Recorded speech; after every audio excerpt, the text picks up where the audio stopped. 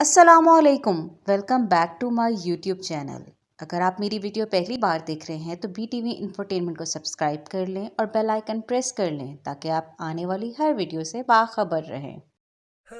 رب کعبہ کی قسم، میں کامیاب ہو گیا۔ یہ وہ تاریخی جملہ ہے جو حضرت علی رضی اللہ تعالیٰ عنہ نے شہادت سے پہلے بولے۔ حضرت علی بن ابی طالب پر شقی القلب عبد الرحمن ابن ملجم نے 19 رمضان المبارک سن 40 ہجری کو کوفہ کی مسجد میں زہر آلود تلوار کے ذریعے سجدے کی حالت میں قاتلانہ حملہ کیا، جس سے حضرت علی رضی اللہ تعالیٰ عنہ زخمی ہو گئے۔ اگلے 2 دن تک آپ زندہ رہے، لیکن زخم گہرا تھا، چنانچہ جانبر نہ ہو سکے، اور 21 رمضان المبارک سن 40 ہجری کو آپ کی شہادت ہوئی۔ حضرت علی رضی اللہ تعالیٰ عنہ کا روضہ مبارک عراق کے شہر نجف میں ہے۔ حضرت علی رضی اللہ تعالیٰ عنہ حضرت محمد صلی اللہ علیہ وآلہ وسلم کے چچا زاد بھائی اور داماد تھے اور امت مسلمہ کے چوتھے خلفائے راشد تھے۔ حضرت علی رضی اللہ تعالیٰ عنہ 13 رجب کو ہجرت سے 24 سال قبل مکہ میں پیدا ہوئے۔ آپ کی پیدائش سے متعلق تاریخ اسلام میں لکھا گیا ہے کہ آپ بیت اللہ کے اندر پیدا ہوئے۔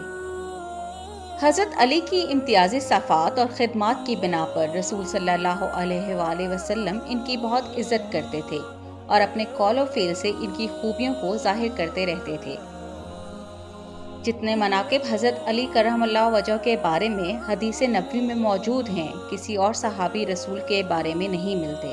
حضرت علی رضی اللہ تعالیٰ عنہ کے والد حضرت ابو طالب اور والدہ جناب فاطمہ بنت اسد دونوں قریش کے قبیلے بنی ہاشم سے تعلق رکھتے تھے، اور ان دونوں نے بعد وفات حضرت ابو مطلب پیغمبر رسول صلی اللہ علیہ وآلہ وسلم کی پرورش کی تھی۔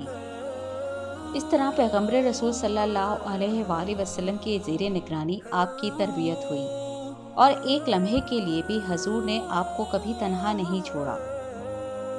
حضرت علی کے بارے میں عام روایت ہے کہ آپ نے 13 سال کی عمر میں اسلام قبول کیا۔ عالم اسلام کے چوتھے خلیفہ حضرت علی رضی اللہ تعالیٰ عنہ کے متعلق حضور صلی اللہ علیہ وآلہ وسلم کی چند احادیث مبارکہ: میں علم کا شہر ہوں اور علی اس کا دروازہ ہے۔ تم سب میں بہترین فیصلہ کرنے والا علی ہے۔ نبی کریم صلی اللہ علیہ وآلہ وسلم نے فرمایا، علی مجھ سے ہے اور میں علی سے ہوں۔ علی کو مجھ سے وہ نسبت ہے جو ہارون کو موسیٰ علیہ السلام سے تھی۔ علی مجھ سے وہ تعلق رکھتا ہے جو جسم کا روح سے اور سر کا بدن سے ہوتا ہے۔ سیدنا علی بن ابی طالب نے غزوہ تبوک کے علاوہ تمام غزوات میں شرکت فرمائی ہے۔ غزوہ تبوک میں بھی رسول صلی اللہ علیہ وآلہ وسلم نے انہیں مدینہ منورہ میں عورتوں کے پاس ٹھہرنے کا حکم دیا تھا۔ ہر معرکے میں حضرت علی رضی اللہ تعالیٰ عنہ نے اپنی بہادری اور جرأت کے جوہر دکھائے۔ آپ عشرہ مبشرہ جیسے خوش نصیب صحابہ کرام اجمعین میں بھی شامل ہیں، جن کو حضور صلی اللہ علیہ وآلہ وسلم نے دنیا میں ہی جنت کی بشارت اور خوشخبری دی۔ اسلام قبول کرنے کے بعد حضرت علی رضی اللہ تعالیٰ عنہ کی زندگی کے 13 سال مکہ مکرمہ میں بسر ہوئے۔ مکی زندگی میں حضور صلی اللہ علیہ وآلہ وسلم کے ساتھ آپ ہر قسم کے مصائب اور مشکلات کو جھیلتے رہے۔ حضرت عمر رضی اللہ تعالیٰ عنہ کے اسلام قبول کرنے سے پہلے سرزمین مکہ میں مسلمانوں کے لیے اعلانیہ خدا کا نام لینا اور اس کی عبادت اور پرستش کرنا تقریباً ناممکن تھا۔ حضرت صلی اللہ علیہ وآلہ وسلم چھپ چھپ کر اپنے معبود کی عبادت کرتے تھے۔ حضرت علی بھی ان عبادتوں میں آپ کے ساتھ شریک ہوتے تھے۔ علی بن ابی طالب 656 میں قتل عثمان کے بعد خلیفہ بنے تھے، تاہم انہیں معاویہ بن ابو سفیان اور دیگر افراد کی جانب سے مخالفت کا سامنا کرنا پڑا، اور نتیجتاً اسلام میں پہلی خانہ جنگی ہوئی۔ اسے پہلا فتنہ بھی کہا جا سکتا ہے۔ اس کے بعد اسلامی خلافت 2 حصوں میں بٹ گئی۔ یوں خلافت راشدہ کے بعد خلافت امویہ کا آغاز ہوا۔ پہلے فتنے کا آغاز تیسرے خلیفہ راشد حضرت عثمان رضی اللہ تعالیٰ عنہ کے قتل کے بعد ہوا، جو حضرت علی رضی اللہ تعالیٰ عنہ کے 4 سالہ دور خلافت تک جاری رہا۔ 657 میں علی بن ابی طالب نے معاویہ بن ابو سفیان کے ساتھ ثالثی کرنے پر آمادہ ہوئے۔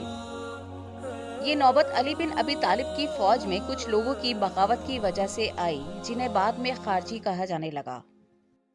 انہوں نے حضرت علی رضی اللہ تعالیٰ عنہ کے کچھ فوجیوں کو قتل کر ڈالا، لیکن جلد ہی جنگ نہرون میں علی بن ابی طالب کی افواج نے ان کو کچل ڈالا۔ اس کے بعد عبد الرحمن ابن ملجم نے مکہ میں دوسرے دو خارجی برق ابن عبداللہ اور عمرو بن بکر سے ملاقات کی اور حضرت علی رضی اللہ تعالیٰ عنہ سے بدلہ لینے کے لیے ان کی قتل کی سازش کی۔ ابن ملجم نے حضرت علی رضی اللہ تعالیٰ عنہ کو قتل کرنے کی ذمہ داری لے لی۔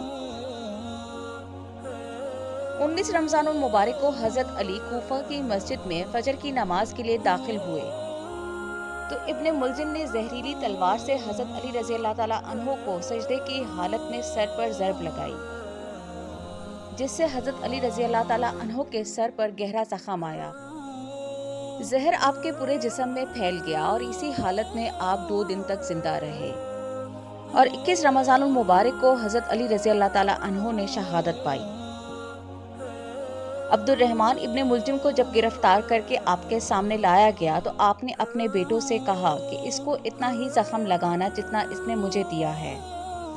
علی رضی اللہ تعالیٰ عنہ کو علم تھا کہ آج انہیں قتل کر دیا جائے گا اور وہ قاتل کو بھی جانتے تھے، مگر رب کی رضا کے لیے انہوں نے قربانی پیش کی۔ پہلی قربانی باپ نے دی، آخری قربانی کربلا میں بیٹے امام حسین نے دی اور اس دین کو بچا لیا اور یہ سبق دیا کہ اسلام کو کبھی باطل کے سامنے جھکنا نہیں چاہیے، چاہے سر کیوں نہ کٹانا پڑے۔ حضرت علی رضی اللہ تعالیٰ عنہ کے فضائل اور کارناموں سے تاریخ اسلام کے اوراق روشن ہے، جس سے قیامت تک آنے والے لوگ ہدایت اور رہنمائی حاصل کرتے رہیں گے۔ وہ ایک چراغ بھی کوفے میں ہو گیا خاموش، چلا تھا کعبے میں جو حق کی روشنی کے لیے۔